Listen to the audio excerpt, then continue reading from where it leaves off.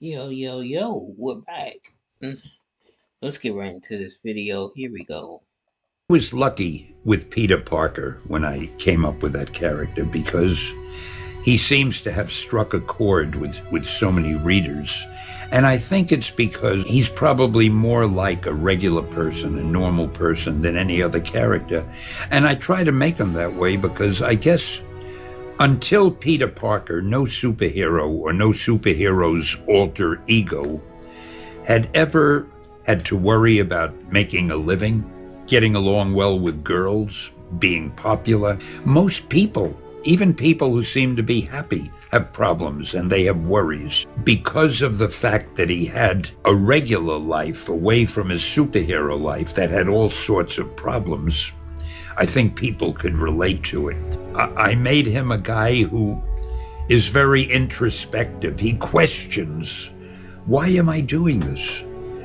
I gave him a guilt complex. He felt his uncle had died because he hadn't captured this original burglar who ended up killing his uncle. There was one story I know I wrote where he did. He threw his costume in a trash can and he walked away, said, I'm giving it up. And you hadn't seen that in Superman or Batman or anyone, so I'm rather proud of that. The fact that Peter, like any normal human being, had self-doubts and concerns, and we all have these problems. Within the past 60 years, Spider-Man has remained the most popular superhero ever created. Whether it be films, TV shows, games or comics, he still remains on top. Why is that? Well, that's the question we will be answering in today's video on why Spider-Man is the best superhero ever created. Everyone knows the origins of Spider-Man. A young kid named Peter Parker gets bitten by a radioactive spider while on a school trip and gains superhuman abilities, which he then uses to fight crime after losing Uncle Ben.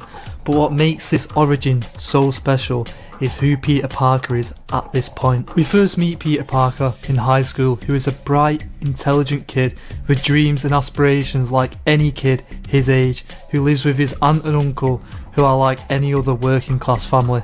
However, he's always bullied in school and he isn't too great with the girls, but he always keeps his head up and carries on doing what he loves, despite having a chip on his shoulder. Right off the bat, he is already written to be a relatable character, even before he gets his powers, because he's written as just a normal kid going through day-to-day struggles, and in a sense, he isn't any different from the everyman. He's quite literally us, the readers, and once you begin to realise that, it begins to instantly engage you with the character as you relate to him and you share those personality traits with Peter. And so when he gets bitten by the spider, his life changes abruptly and he has to try and figure out what to do and how to use his powers.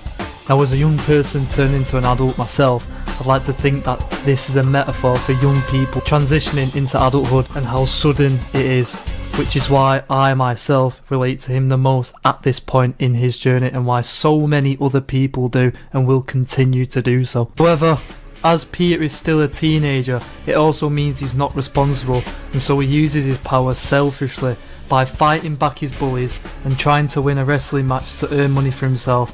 But it's only until Uncle Ben is killed and we hear the famous line, "With great power comes great responsibility," that Peter begins to realise that he should be using his power to help others to become more responsible. Over the years, Spider-Man has fought many battles, both physically and mentally, from being trapped under rubble to failing to save Gwen Stacy, all the way up to battling himself while under the influence of the black suit. One main theme is always present, and that is resilience. In all of these stories, we see Peter at his lowest moments, where it looks like there is no way out and he's finished. However, time and time again, no matter the odds, he keeps getting back up because he has a responsibility to fight for the people he loves and to protect everyone around him, no matter how badly beaten he is. And that's what makes him different from other heroes, because we don't just see all of the victories, we see the struggles and the toll being Spider-Man takes on Peter Parker. Spider-Man 2, released in 2004 and directed by the genius Sam Raimi, explores this theme on why being Spider-Man makes being Peter Parker a misery. In the film, Sam Raimi essentially separates Spider-Man and Peter Parker into two characters, and we see how they affect each other's lives. When Spider-Man swings in to rescue children, Peter delivers the pizzas late, causing him to lose his job. While Spider-Man stops a car chase, Peter is late for MJ's play, which he promised her he would attend, which in turn drives a wedge between him and MJ. And it's at this point that we see Peter at his lowest.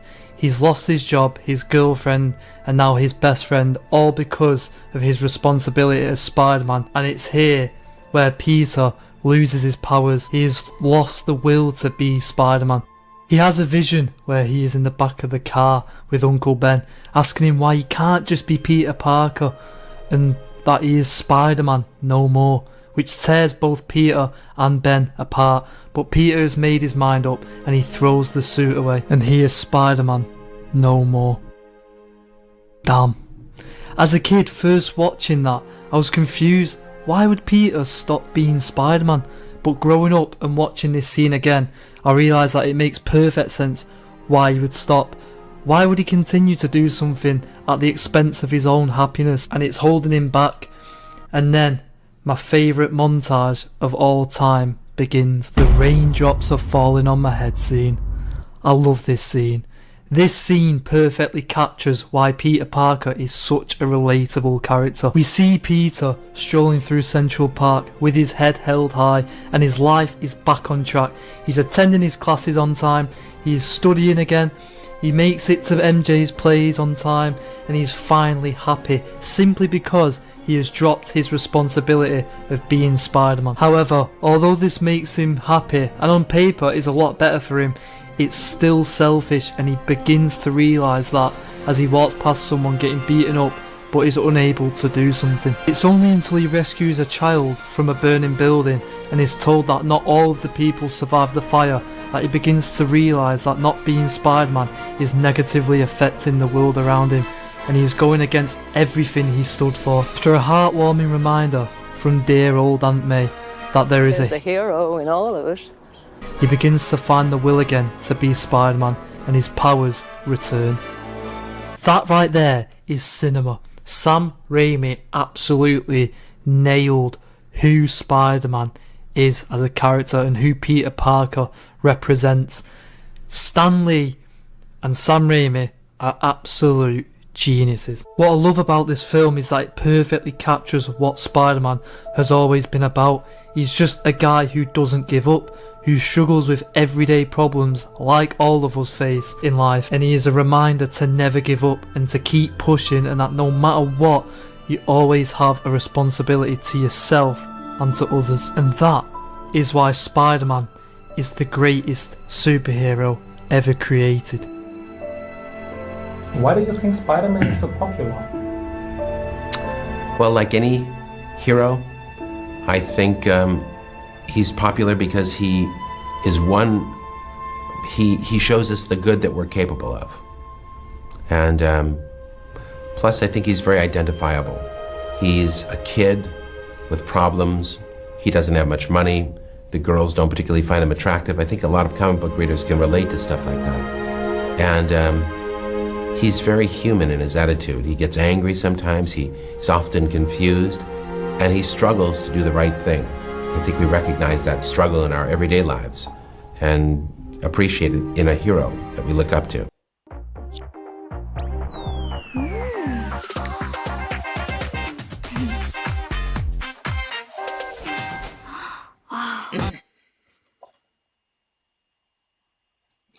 Thank y'all for watching. I'm gonna see y'all in the next one. Y'all stay tuned.